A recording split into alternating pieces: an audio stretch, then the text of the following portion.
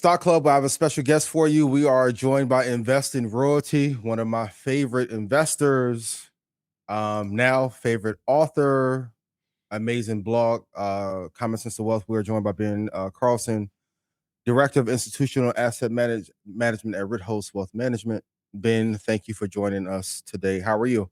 What's up, man? Glad to be here. I've been a fan of yours for a long time. Congrats on the book. I love animal spirits. There's a lot going on in the market, and I'm happy that you're here today. First, I wanted to ask you, what are your thoughts on where we are in the state of the market? And do you think we're entering bubble territory? It's funny. I've studied a lot of these periods historically, these booms, and like what constitutes a bubble. And usually it's like technological innovation, right? So we got that going on, AI. You get a lot of spending from these corporate CEOs. You have a huge CapEx cycle, kind of check that box. You get certain areas of the market where the stocks are going crazy. If you look at semiconductor stocks, they're going nuts, right? If you look at any of these stocks, it's just vertical, They're straight on up. fire, yes. Yeah. So it's certainly, I mean, we're certainly in a boom. The hard part is, like, when you're in a financial crisis, everyone knows you're in a crisis. When you're in a bubble, no one really knows it until after the fact, right? Yeah. So that's the hard part. There's a lot of people who are positive we're in one. I'm willing to have an open mind about this just because these cycles are happening so much faster than they did in the past.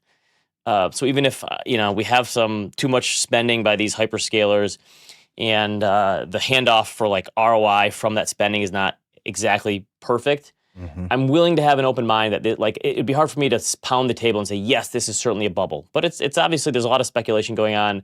It's a boom time for sure, but I can't like get there 100% and say for sure because you never know with these things. And on top of that, the recovery times are faster than ever in the bear markets. Do you think we'll see a sustained bear? Because I know everyone, even including me, think we're going to have some tumult in 27. But what do you say to the people who are waiting for a mega crash like 2008, like 2001 post-dot-com era? Yeah, I mean, it certainly seems like we almost have to have a financial crisis for that to happen. And so that would have to be, some sort of over borrowing. And I guess the good news is for this current cycle, and I agree with you, like when there's excesses in the system like this, eventually there's going to be some sort of pullback. Like you can't have it just keep going up and to the right forever like this. There's going to be a correction. And I think it's going to take like one bad quarterly earnings call when one of these CEOs finally says, you know what, we're going to pull back a little bit on this spending, something like that. And then all that confidence in this market, because a lot of it is based on confidence, is probably going to go away. But I tend to agree with you that I've been thinking about this for like the last 10 years. Everything is faster. Yes. The downturns are faster, but also the recoveries. The recoveries are so quick now. Yeah, and a lot of it is just markets are moving faster. The government steps in quicker when there is a problem. Investors are quicker to jump in and buy. It's funny because in the past, the whole story was like retail investors would run from the burning building when the stock market went on sale. Now you see flows uptick when there's a downturn. People are running into the store when it's on sale. And so a lot of those factors makes me think, unless there's some like big financial crisis because of this, that it's hard to see, yes, like a lengthy 2 or 3 year bear market. But I certainly think that any sort of fallback like could be pretty nasty. In a quick period of time. There could be like an air pocket just because things have been going so well. In terms of charting, I'm huge on charts. My audience and Red Panda knows this. I think this is probably the most dense charting book I've ever seen, which I absolutely love. But for you, what are maybe like 2 or 3 charts that really stand out for you that when you were writing a book, you knew were going to have a great impact and are incredibly important to you? Yeah, I like using visuals to explain the markets and put them in context, especially from a long-term perspective. I think I counted there's like 52 charts and tables in the book. Yeah. So I was saying to my colleague Josh Brown last week, I said, I put the charts in this book up against anyone because I think there's probably more in here than anything. My favorite one, I think, that just shows like what the percentage win rate is for the stock market based on your time frame. And over a daily, if you look at just a 1 day period, it's not much better than a coin flip. It's like 54% of all trading days are positive, 46% are negative. So if you're a day trader, the odds aren't really in your favor all that much. Yeah. It's much harder. You go out to 1 year, and since 1950, you're up like 80% of the time, right? Go out to 8 or 9 years, and we're talking like 98% of the time you're positive. So a lot of people like to say that the stock market is like a casino. Hmm. And I say, if it's like a casino, it's the best casino ever invented. Because Absolutely. when I go to the casino, the longer I sit at the table, the lower my odds are of walking out because the house has the edge. Hmm. In the stock market, it's different. The house has the edge kind of in the short term, but in the long term, that's one of my charts that I love to show people. Just that the longer you hold, the better your odds of walking out a winner.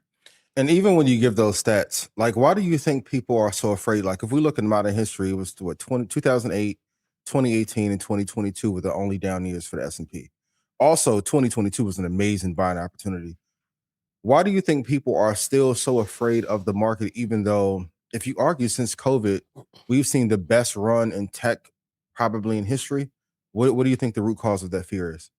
I think it's just losses are way more painful. So like the Mm, research shows that losses sting twice as bad as gains feel good.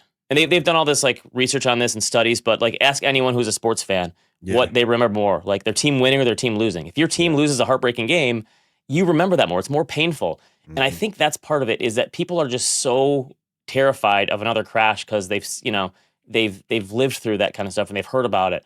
And I think people are always just kind of waiting for the next shoe to drop. Even though you're right, this is like a generational run we've been on. I've never seen anything like it. So the returns for the S&P 500 this decade are actually better than they were last decade. And last decade Mhm. was a great Was a 10-year. great time. Yes. Yeah, and so they're even better this decade. So I think it's just I also think that in the news there's so much negativity these days. Yeah. Anywhere you look, any news story you read, anytime the only people who get like headlines in the financial media are the people who predicted a crash, right? Mhm. No one ever gets any publicity for saying, "Hey, I think this thing's going to keep going up." Because most of the time the stock market does rise, Yeah. right? 3 out of every 4 years, the stock market's up. So it's funny. I said if I was ever like a Wall Street strategist, Mm. I would just predict, every 20 or 30% gains most years, and then every once in a while I'd throw out like a 10% loss. And the odds are that that's like better than just those guesses are better than the All actual way people better. trying to predict this, right? So Yeah. I think the negativity is a big thing, and it's just easier for people to latch on the negativity because it sounds like it's smarter when you're being negative, and Mhm. when you sound like when you're being positive, it sounds like you're being a cheerleader. We were talking about this on Monday about the options boom. I've traded futures for 10 years. I've never seen anything like the boom that we've seen in retail traders doing options, especially on the 0 day side, which I think can be dangerous. Do you think we are hitting an inflection point where there can be a huge turnover in that market? It is interesting how much we've learned people love speculating. It's funny because like after the Great Depression, everyone was like more frugal and they didn't like to spend their money and Hmm. they kind of, turned things off. After the pandemic, it's like the other way. Like speculation, like a light was turned on and everyone went crazy. One of my favorite stats from the book is that if you look at the money that's spent on the lottery each year Hmm. is more than the amount combined that's spent on sporting events, books, video games, movie tickets, and music. Okay, Wow. so lotteries, the people. So a lot of people just love to speculate, Yeah. and I think the fact that it's easier now because of technology, right? The costs are lower. Yeah. The barriers to entry. It used to be. I mean, back in the day, 20 years ago, 30 years ago, you would have had to get like a seat on the futures exchange to trade this stuff. That's Now true. you can do it through the brokerage, and so it's easier. So I think what we've learned is that people enjoy this stuff. And you're right. I'm shocked too. Like the volume that Hmm. retail now has, and these because usually these are institutional, professional Wall Street traders who do this stuff, and now it's a lot more retail. And so it is interesting to see how many people are into this stuff now. And you're right, the 0 day option stuff that's hard stuff too. That's Because that scary. right that I mean that's like sports gambling essentially. Like and especially in the futures market where leverage is involved. Yeah. If you don't know what you're doing, it's tricky. Yeah. And you can run negative, which some people have, and that's not fun. For you, for a long term investment, what's your favorite risk to reward ratio to use? It's interesting because I think a lot of it depends on like who you are as a person. And so like one of the reasons I wrote this book is because some people are just way too conservative by nature. And they Yes. need to understand that like the risks are worth it. So like I there was some studies done that show like people who are afraid of losses, like they can actually relive their losses in their dreams or I guess their nightmares, right? Like financial losses just really and They some people really have hurt. Yes. yeah. And so some people have problems sleeping at night. On the other side, they did these brain scans where they looked at people who are making money and the people who are really big on FOMO. And they Mhm. showed that so like they looked at what section of your brain is like popping off when you make money. And they showed that it's like indistinguishable from people who are high on cocaine or morphine. So people who like are apt to gamble and make money, it's the same receptors that you get when you take drugs. And what do you need to do when you take drugs? You need another hit, Yeah. right? To keep that high going. And so I think you have to really, the whole point of like risk and reward to me is like it's a balance. Like which one of these is going to make you regret more? Like some people just have to be in the game. They have to be aggressive all the time. And they're willing to deal, but you just have to be willing to deal with more losses if you're more aggressive. If you're a more conservative investor, you have to either try to figure out a way to get yourself to be more invested and not look all the time, or you're just going to have lower returns. So it's kind of like that. That's the way that I like to frame risk and reward is you kind of have to understand what are the trade-offs.